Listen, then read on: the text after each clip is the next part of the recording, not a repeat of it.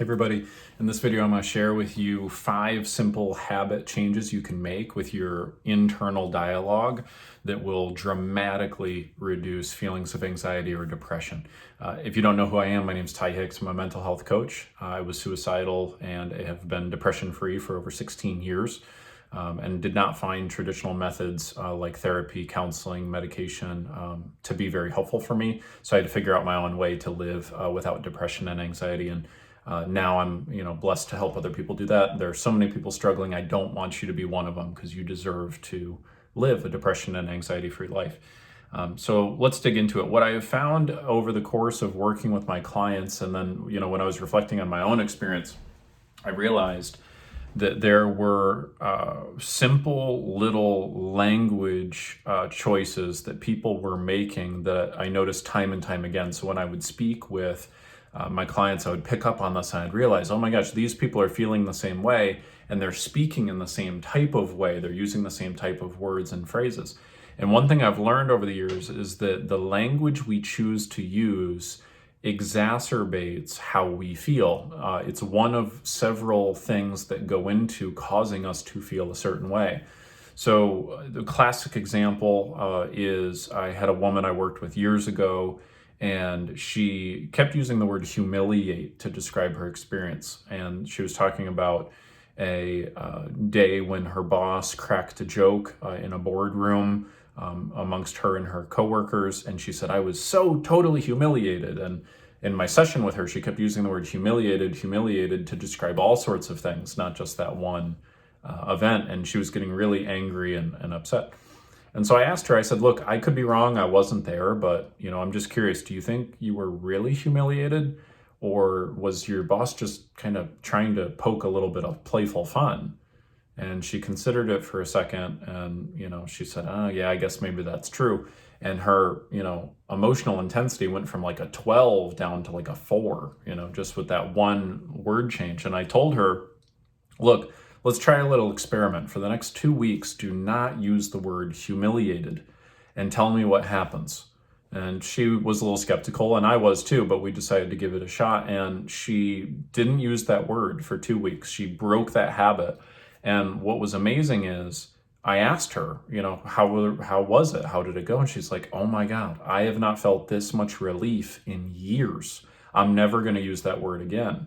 And I checked back with her, a year later and asked her how she was, and she was still doing fantastic. And I asked her if she was using that word anymore, and she said no.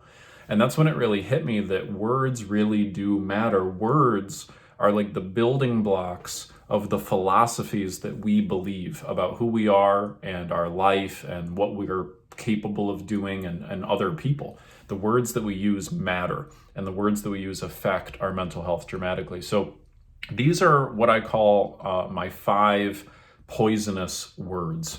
And the reason I like to call them poisonous words is because I like to use the metaphor of, like, imagine if you were eating a meal every day and you didn't know it, but there was a small, tiny amount of poison in that meal, right? And you couldn't even taste it. You wouldn't really feel very sick, on your first day, but let's say you kept eating it and kept eating it over and over and over, and you kept ingesting that small amount of poison. Well, that would be enough to build up in your system and eventually make you feel really, really sick, right? So what I've found is that these words are poisonous in that way, where they go undetected. We don't really notice that they're damaging our mental health until we've been using them too much. And so if you start to break these habits, then you'll feel a whole lot better. You can cleanse yourself, if you will, of the poison. So here's the first one, is the word should. Okay, this is a big anxiety inducer. It's also a big depression inducer or just stress inducer. So it can be you blaming yourself, like, I should have done better, or I shouldn't have done that in the past, or I should be smarter than that.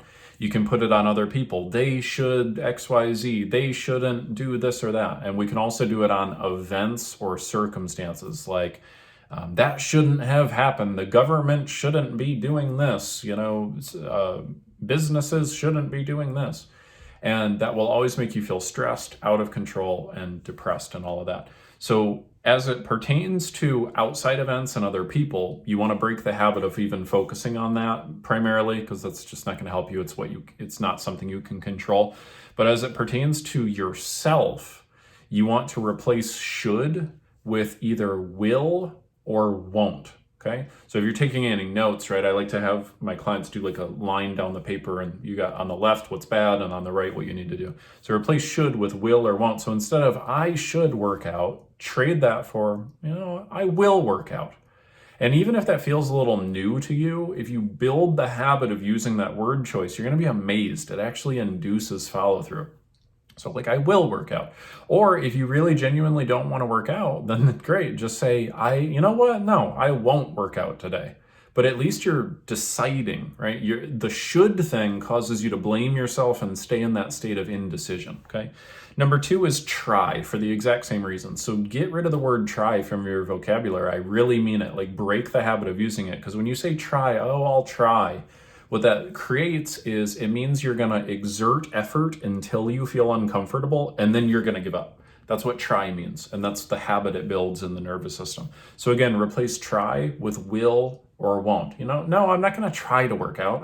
I will work out, and that will make your life a whole lot better. The third one is can't. Okay, this one really should have been number 1, because this is a huge anxiety inducer. Depression too, yeah. But if you're saying I can't do that, or she can't do that, or whatever, especially when it's about yourself, right? I can't do this. You want to trade that for I can and I will. That's the phrase you want to build as a habit. No, I can and I will. And that, again, it'll feel a little new to you. It'll feel a little like fake it till you make it at first, but it's just because you're so used to the old thing. It's like having an old song stuck in your head, and then trying to listen to a new song. You'll have to focus on the new song a little bit until the old song gets out of your head. Okay, the fourth one is getting rid of have to and trading that for get to. So many people who are feeling stressed and anxious, they start their day and they go, I have to do this, I have to do that, I have to this, right? And instead, I challenge you to trade that for I get to XYZ. And you might think, okay, Ty, that's really cheesy, but no, for real, think about it. You can induce gratitude this way, because think about your job, for example, if you're working, or your family. All right, so chances are you either are taking care of kids, or you have a job of some type, right? Most people. And so most people will start their day and they'll think, I have to do this at work. I have to do this at work. Or they'll do that for their family. Like, I have to clean the house. I got to do this. I got to do that. But those are get tos. There are people in the world who don't have jobs. There are people in the world who don't have families. There are people in the world who don't have homes to clean. So when you change the word, it changes the meaning, and meaning is what drives mental health. So when you change the meaning, you feel very different. And then the fifth one this one is more advanced, okay, but getting rid of but and changing that to and. So I'll give you a specific example. So very often people will say things to themselves like, well, I really, really want to spend more time with my spouse, but I've got all these things to do. And what that does is it makes them feel stressed. It makes them feel out of control, makes them feel like they don't have choices.